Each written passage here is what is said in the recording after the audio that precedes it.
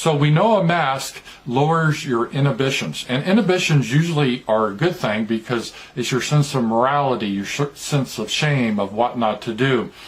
And the other thing that happens psychologically is it tends to transform people. And take a look at these quotes I found in the research. One was by Frost and Yarrow in 1990. They wrote that the mask annihilates its wearer's sense of self. And then another quote in 1962 was from a psychologist: the wearing of a mask leads to the acquisition of new identities.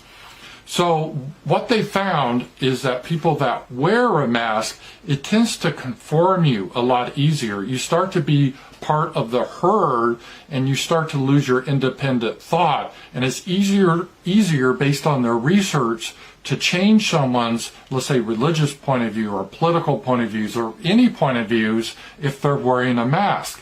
It's a weird psychological thing. They become part of the collective. And that sort of explains what we're seeing here. These people, they're wearing a mask, right? Everyone, you see the Karens and the soy boys shaking their fingers at you.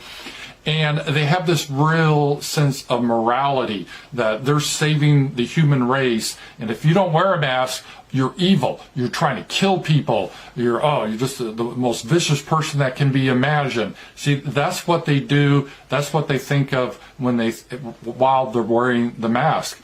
So my thesis is, and my hypothesis here is, hey, if I wanted to fundamentally change the people quickly, and I asked psychologists, it's like, okay, we want to transform Americans. They have this independent spirit. We don't want that anymore. We want them to conform. We want them to obey. How do we do that? We can't give them drugs directly.